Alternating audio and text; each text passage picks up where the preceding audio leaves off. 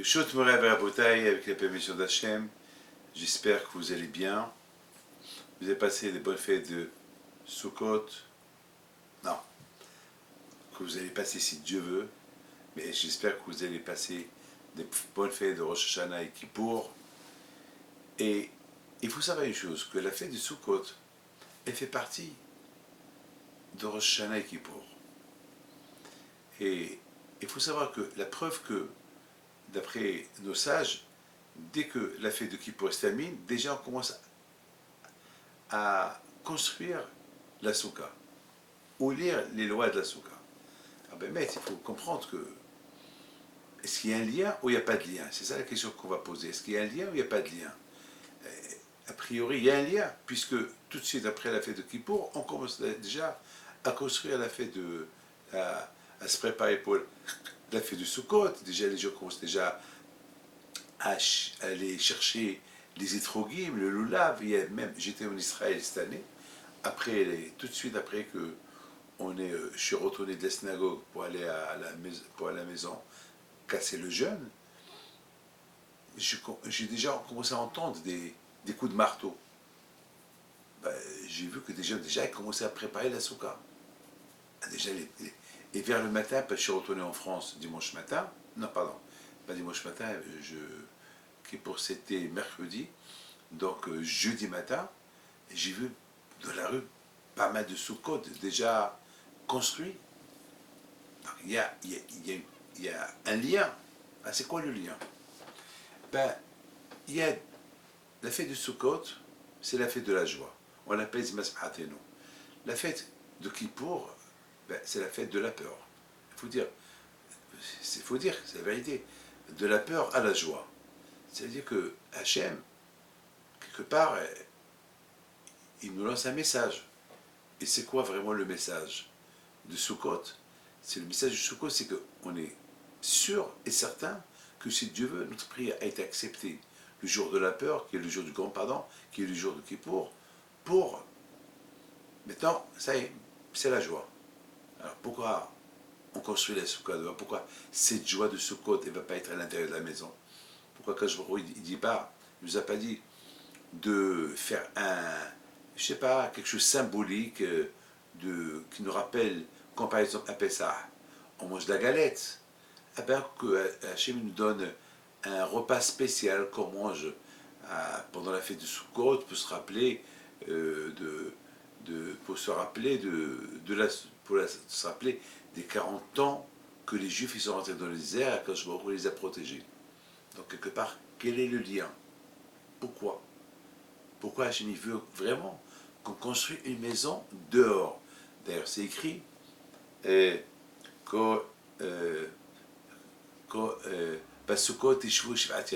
faut s'asseoir dans une souka, dans une cabane 7 jours. Chaque juif il doit avoir une souka lui et manger à l'intérieur de la souka pour qu'on se rappelle que pendant 40 ans, Hachem il nous a protégés avec les nuées dans le désert et qu'il nous a maintenus dans le désert, dans les cabanes. Donc, parce que vraiment, il faut dire qu'il y a eu des miracles. 40 ans, et vous imaginez, un peuple de 7, 6, 7, 8, 9, 10 millions d'âmes dans le désert, vivent dans le désert sans être équipés, vous savez, il n'y avait pas là-bas des égouts, il n'y a pas de toilettes, il n'y a pas de jardin, tout venait du ciel, tout venait du ciel, c'est incroyable. Donc, quelque part, Hachem, il veut qu'on se rappelle des 40 ans qu'on a passé dans le désert, on a mangé la manne, et on avait de l'eau, on avait l'air, on avait l'air conditionné, pendant la journée il faisait frais, et la nuit, quand on avait fait froid, il faisait chaud. Quand même, il y a un miracle. Donc c'est la raison pour qu'on fait la souka. La souka, c'est pour se rappeler que Hachem il nous a maintenus pendant 40 ans dans les désert. De là, on peut avoir la émouna en Dieu que si Hachem il a maintenu les Juifs pendant 40 ans dans le désert, et qu'il aura manqué de rien. Donc, à peu près raison, ceux qui habitent à Paris, ceux qui habitent dans un beau lieu, qu'il n'a rien à craindre. S'il a l'émouna en Dieu, il lui donne ce qu'il veut. C'est ma conviction, hein, c'est ce que beaucoup des fois, j'ai de la peine pour les gens qui n'ont pas la foi en Dieu. Parce qu'ils perdent tout. Parce que Dieu, c'est un papa. Le bon Dieu, c'est un papa. Comme un papa, tu demandes quelque chose, il te la donne. Eh bien, Dieu aussi, ce que tu demandes, il te le donne. Mais il ne faut pas savoir, il faut pas oublier que Dieu, c'est ton père, mais c'est ton roi. C'est pour cela qu'on dit Avinu Malkinu. Avinu, c'est papa, mais parfois papa, on lui manque le respect, alors il ne fait pas pareil comme ça avec le bon Dieu. C'est pour ça qu'il faut se rappeler que le papa, il te pardonne, tu fais du mal, il te pardonne, mais n'oublie pas, il faut savoir s'arrêter, parce que c'est ton roi. Hachem, c'est ton papa, mais c'est ton roi, avant tout. Avinu Malkinu. C'est mon père, mais il faut que j'oublie, c'est mon roi. Donc, mes amis, la question se pose. Pourquoi on ne fait pas quelque chose de symbolique, comme par exemple à Rosh Hashanah, pour qu'on se rappelle l'agneau pour qu'on se rappelle que Yitzhak a été sacrifié et que ses cendres ils sont étalés devant Hachem. Donc on mange un petit morceau de la tête du mouton pour se rappeler du bélier, pour se rappeler du sacrifice de Yitzhak. Le chauffard aussi nous rappelle le sacrifice de Yitzhak. Et vous savez, les cornes du bélier, de ces cornes-là, on a fait le chauffard. Et par exemple, à Pessah, et chaque chose, par exemple, à Shavuot, on mange du lait, parce que le lait halaf, c'est le chiffre 40. Halaf, si tu calcules halaf, c'est 40. Et 40, c'est quoi 40, c'est 40 jours que Moshe Rabbeinu est resté dans le mont Sinaï pour faire apporter la Torah au Bnei Israël. Donc 40, il y a des choses symboliques. Donc, mes amis, et à Tisha B'Av, on met un peu descendre là, pour se rappeler la discussion de Beth Amikdash lorsqu'elle a été brûlée. Donc, à Sukkot, on peut faire quelque chose de symbolique. Peut-être on construit une petite cabane, une miniature, on la pose sur la table, et on fait un repas de 7 jours, voilà, de 7 jours qu'on paie ça. On mange de la galette, on paie ça. Donc là aussi, on fait quelque chose de symbolique pour se rappeler. Non, Hachem, il veut qu'on sort de la maison et on construit une cabane dehors, pendant 7 jours. Et surtout le premier jour de la fête de Sukkot, c'est obligatoire de manger kazaït dans la souka. Obligatoire. Tout le monde est obligé. Donc je ne suis pas là pour donner des halakhot. Il faut se consoler les halakhot, les lois de Sukkot. Non, mais toi, ma question, quelle est la raison? Donc, il doit avoir en plus, est-ce qu'il y a un lien ou pas? Bien sûr qu'il doit y avoir un lien entre la fête de Sukkot et Rosh Hashanah et Kippour. Sinon, c'est quoi? Pourquoi Hachem a fait qu'il y a 4 fêtes à la fois? Rosh Hashanah, Kippour, Sukkot et tout de suite Simchat Torah. Il y a un lien. La fête de Rosh Hashanah et Kippour, c'est l'effet de peur, c'est l'effet de la Teshuvah, c'est l'effet du jugement, et Sukkot et Simchat Torah, c'est 2 fêtes de joie. Quel est le lien? En plus, que la fête de Kippour, c'est toute la journée à la synagogue, alors que la fête de Sukkot, c'est les repas, ils se font dehors. C'est quoi? Mes amis, pour essayer de comprendre la fête de Sukkot, écoutez bien ce que je vais vous dire. Il faut savoir une chose, que à Rosh Hashanah et Kippour, on est avec Hachem dans la peur. Le prophète dit, demandez à Hachem parce qu'il est à côté. Pendant Rosh Hashanah et Kippour, Hachem, il n'est pas dans le ciel, il est là. Il est avec nous, il est parmi nous, il est à côté. C'est la raison pourquoi, pendant Rosh Hashanah et Kippour, on voit beaucoup de monde qui va à la synagogue, plus que d'habitude, plus que toute l'année. Pourquoi? Parce qu'ils sentent quelque chose. Moi, en Amérique, j'ai fait une enquête la semaine dernière. Et chaque juif qui est rentré chez moi, je lui dis, qu'est-ce que tu sens? Mais je sens Hachem. Et pourquoi toute l'année tu n'as pas senti? Non. Toute l'année, on sent Hachem, mais ces jours-là entre Rosh Hashanah et Kippour, on sent vraiment la présence d'Hachem. Il y a une différence. C'est comme par exemple, vous rentrez dans une parfumerie, et même si vous n'avez pas vous parfumer, mais lorsque vous sortez du magasin, vous allez sentir le parfum. Pourquoi? Parce que c'est comme ça. L'odeur du parfum, elle rentre, elle pénètre dans les vêtements de la personne. Donc, ces moments-là, on sent Hachem un peu de partout, pendant ce moment de Rosh Hashanah et Kippour. Et surtout à Kippour, qu'il est vraiment là. On dit qu'il va y maser, rappel alechem, les taretrem, les finachim, etc. Donc c'est extraordinaire, ces moments-là. Donc c'est des moments qu'on est avec Hachem. Mais il y a la peur aussi, il y a la peur. Il faut savoir une chose. J'ai vu un grand tzaddik qui s'appelle Behiske Wittgenstein, à Shalom, qui était le Mashgiach de la Yeshiva de Mir. Il dit, il apporte une question du Sava de Kelem. Et c'est quoi la question? Comment on peut avoir confiance qu'à Rosh Hashanah, on va être acquitté du jugement? Comment? Écoutez, à Rosh Hashanah, il faut... ou bien, qu'est-ce qu'il faut faire pour être acquitté du jugement? En plus, on dit qu'à Rosh Hashanah, il faut être certain, il faut avoir le bitahon, il faut avoir la émona, que Hachem, il va t'acquitter à Rosh Hashanah. Comment on peut acquérir cette certitude-là? Comment? Attends, vous savez très bien qu'à Rosh Hashanah, c'est le jour du jugement. Avez-vous vu quelqu'un qui est content le jour du jugement? Non, il y a la peur. Non, alors la Torah te dit, non, à Rosh Hashanah, il faut être content. Alors comment on peut acquérir cette confiance pour qu'à Rosh Hashanah, on va être content, on va être certain qu'on va être acquitté du jugement et on va être inscrit dans le livre de la vie? Comment? Alors que le jour de Rosh Hashanah, c'est la peur. C'est la peur du jugement. On ne sait pas. On est loin de dire qu'on va être acquitté. On est loin. La réponse, mes amis, elle est... Il y a des réponses. Le Rav, il donne les réponses. Moi, j'ai pensé une réponse à moi. Laquelle? Il faut avoir confiance en Dieu. Il ne faut pas que je pose des questions. Hachem a dit, il faut être content, il faut être content. C'est dit qu'à Rosh Hashanah, il faut être content. C'est Hachem qui l'a dit. Hachem a dit, laissez-moi le travail à faire pour vous. Vous, faites teshuva, vous, soyez content, vous, ayez confiance en moi, vous êtes acquittés.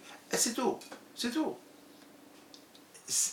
Si on a confiance en Dieu, on a l'émouna à Kadosh Baruch Hu, ça y est, on est acquitté.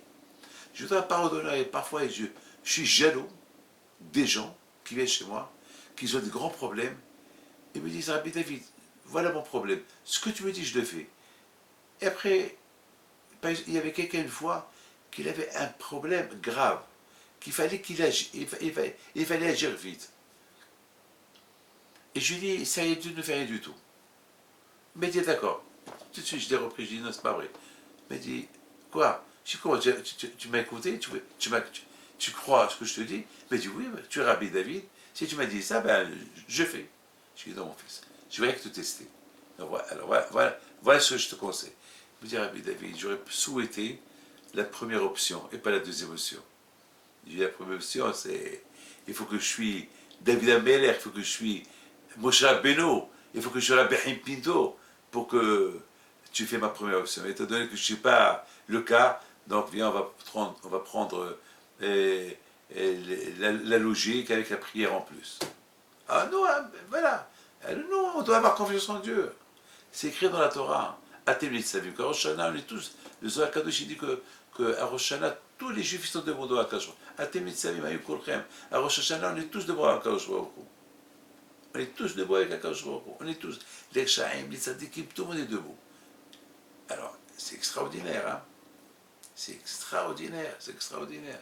On est tous debout. Alors le rachat, il doit dire, si j'ai le zéchout, que je suis debout devant Hachem avec les Tzadikim, c'est que je mérite. Alors, puisque tu penses comme ça, et puis ça, j'ai vu que ça soit comme ça, alors va jusqu'au bout, n'aie pas peur. N'aie pas peur.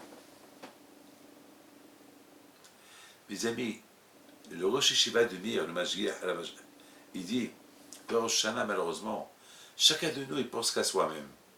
Chacun de nous, il veut une bonne année, il veut vivre bien, etc., etc., etc.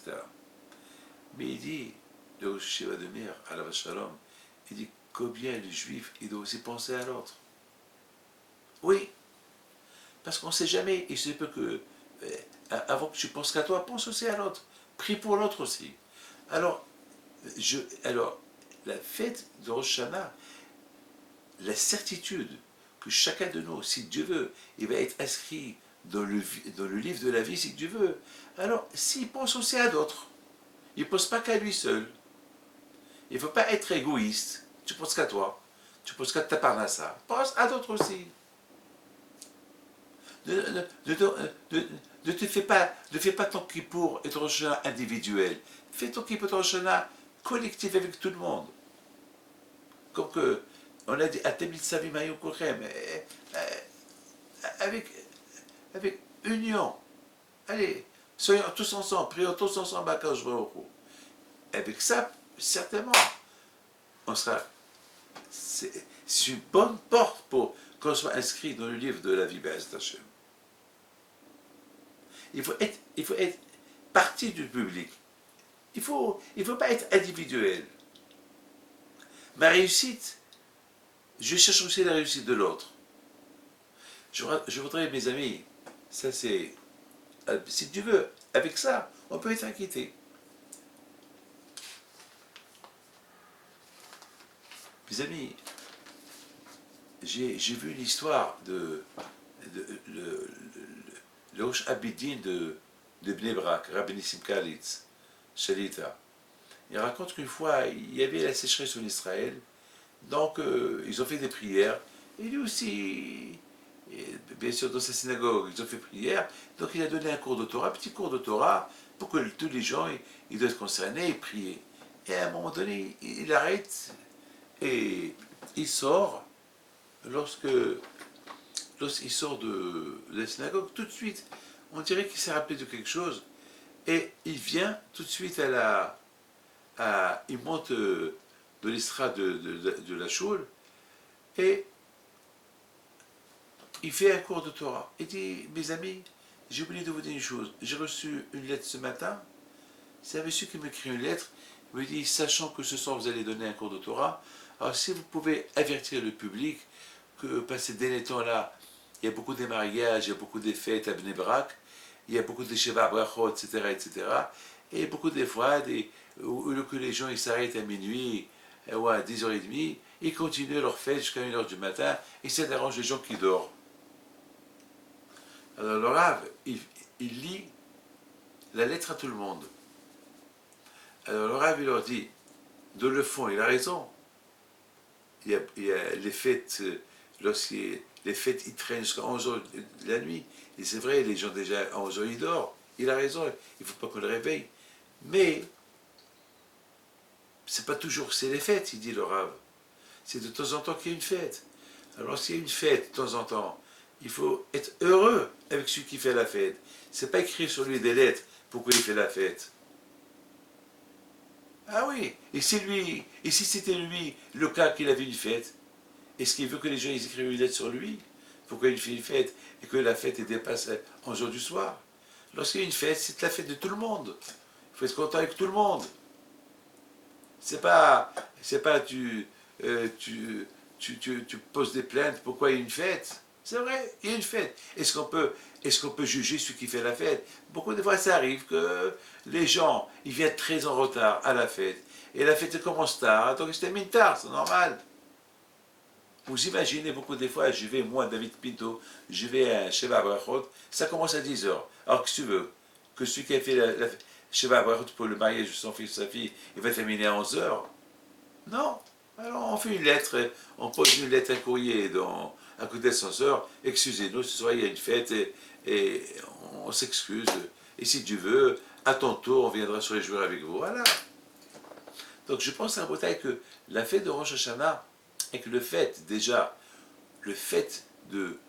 d'avoir confiance en Dieu et de fêter la fête de Rosh Hashanah avec l'espoir qu'Hachem va bien être, nous inscrire dans le livre de la vie, il faut faire confiance.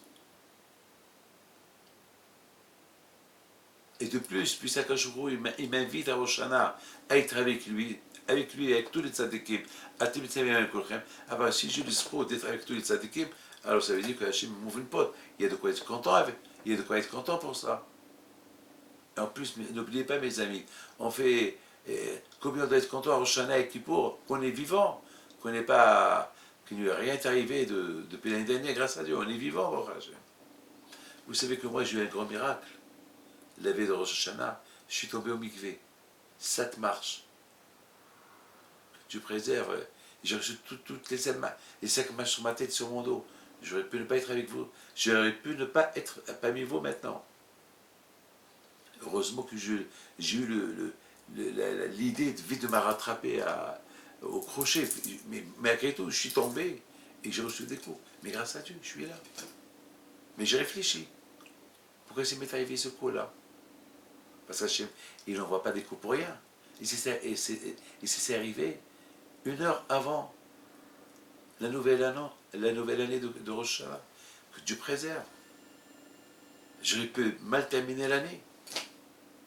J'aurais pu mal terminer l'année juive. Mais grâce à Dieu, quand je vois il m'a sauvé. Alors je commence à réfléchir. Le matin, j'ai fait beaucoup de mitzvot. J'ai nourri quelques familles. J'ai dit, pourquoi ça m'est arrivé ça? Après, j'ai réfléchi. Peut-être parce qu'au mikvé, j'ai mis le talit sale dans le talit avec le sale. Ça veut dire que je pensais à la maison sans talit. Après, j'ai dit, bon, pour ça, le bon Dieu ne va pas me tuer pour ça. Peut-être j'ai fait autre chose. J'ai commencé à réfléchir. Alors après, je me suis rappelé que j'ai fait du mal à quelqu'un. Peut-être j'ai fait du mal à quelqu'un. Après, je me suis rappelé que j'ai mal jugé un couple. J'ai dit, peut-être c'est à cause de ça. Donc j'ai appelé le couple pour m'excuser. Pour vous dire, grâce à Dieu, voilà, Baruch Hashem. Donc pour moi, à Rosh Hashanah, j'étais super content. J'ai dit, Shehiyan, merci Hashem, que tu m'as donné une nouvelle année. L'année précédente, ça allait passer. Baruch Hashem, il y a de quoi être content. Et bien, j'étais très content à Rosh Hashanah. Le miracle m'est arrivé la veille de Rosh Hashanah. Je ne peux pas commencer la nouvelle année. Donc, il y a de quoi être content à Rosh Hashanah.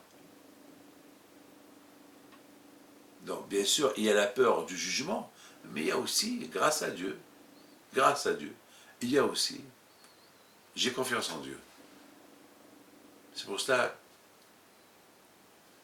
mes amis, maintenant, Rosh Hashanah et Kippour, c'est d'un côté, on a peur, de l'autre côté, on est content.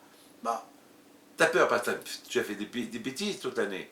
Mais content, Hachem t'a promis que tu fais une bonne teshuva. Donc, je suis content par rapport à la promesse d'Hachem et je suis triste par rapport à. Quand même, j'ai mal fait ce que j'ai fait devant Akash Baruch. Quand même, c'est le roi, c'est le Dieu, c'est le Père, c'est le Père, c'est le roi. Pourquoi j'ai fait ça? Donc, après, j'ai confiance. Mais tout de suite, il y a la fête du Sukkot. C'est quoi le lien? C'est quoi le lien? Pourquoi Sukkot? Pourquoi Sukkot elle est spéciale, tout de suite liée avec Kippour?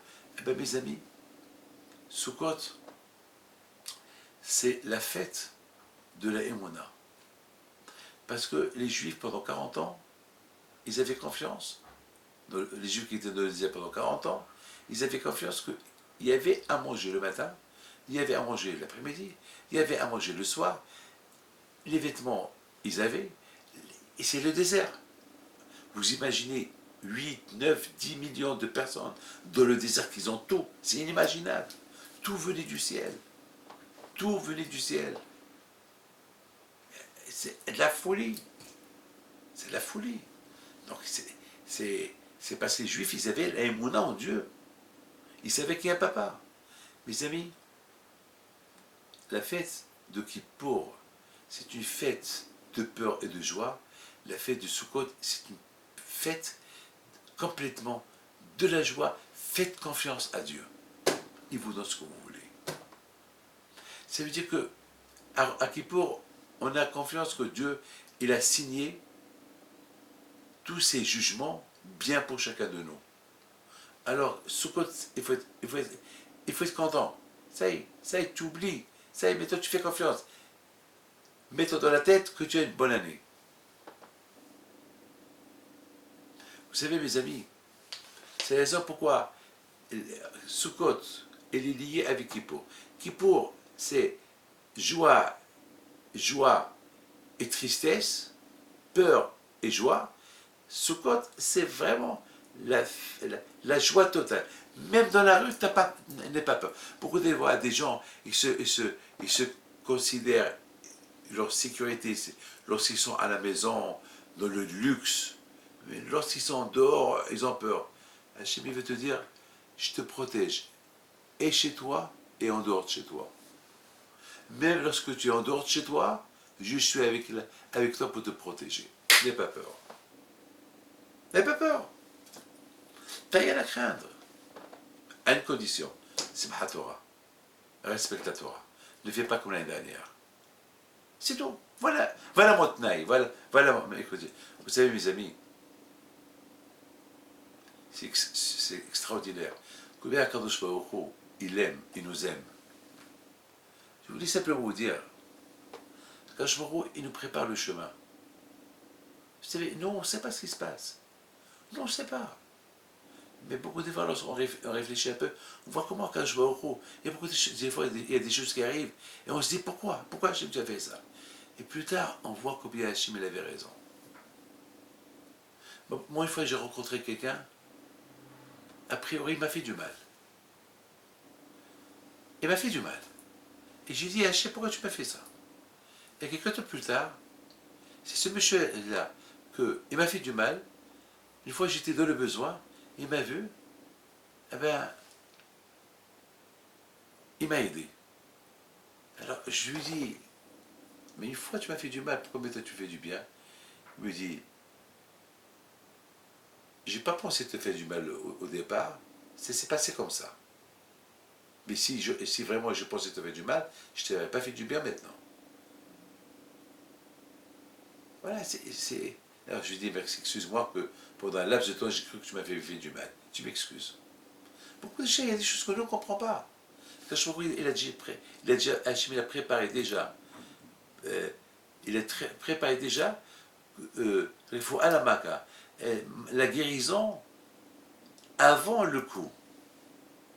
Alors qu'au départ, je cru que c'était un coup, et voilà, maintenant, il s'avère que c'était pas un coup, c'était la guérison. Il fallait qu'on se rencontre, et voilà.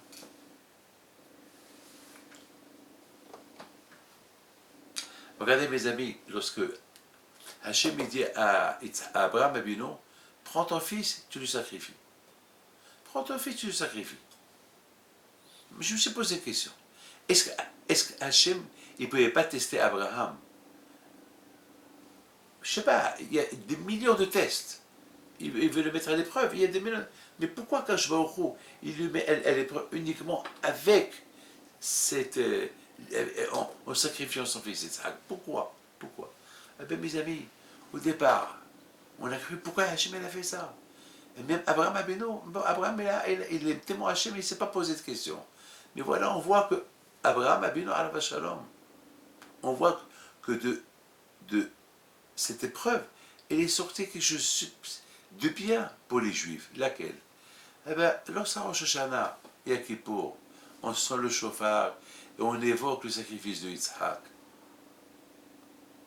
Eh bien, vous savez, quelque part, on dit à Kadosh Baruch Hu, Hachem, souviens-toi que Abraham, il a pris Yitzhak pour le sacrifier pour toi.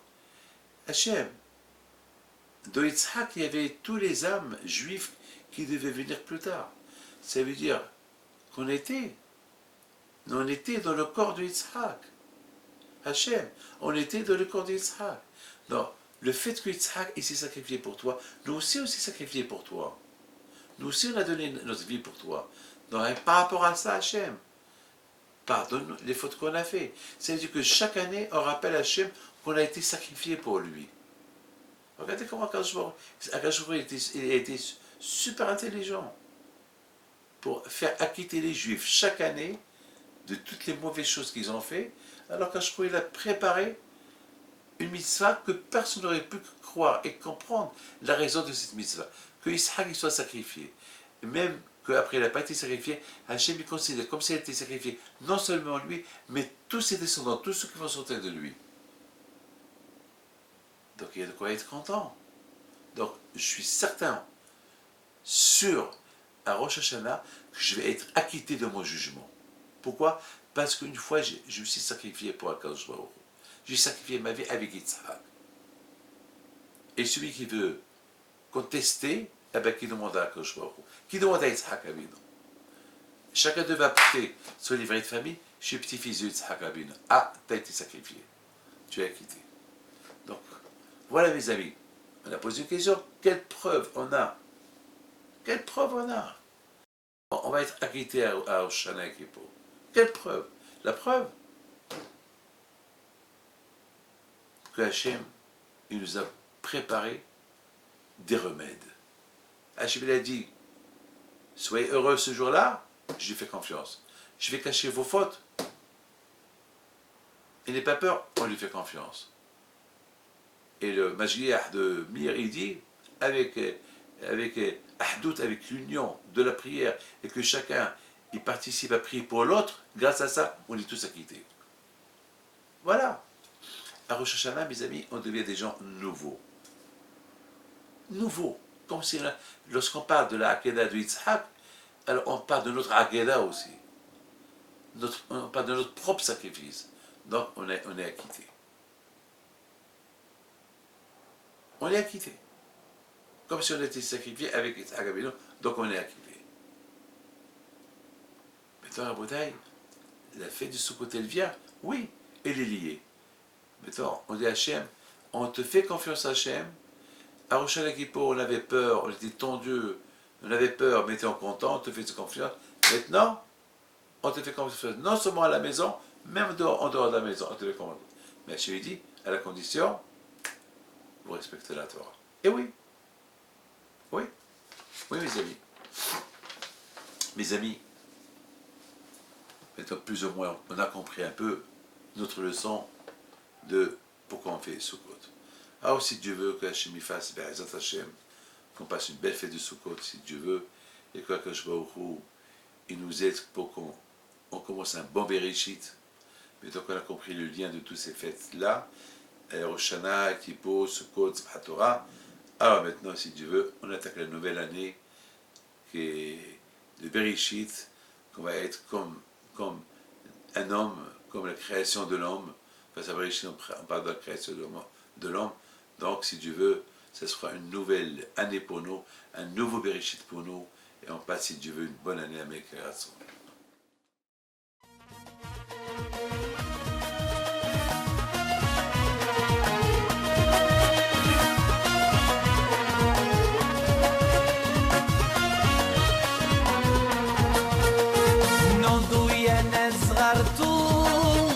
على ربيع حيم بنتو وقف لنا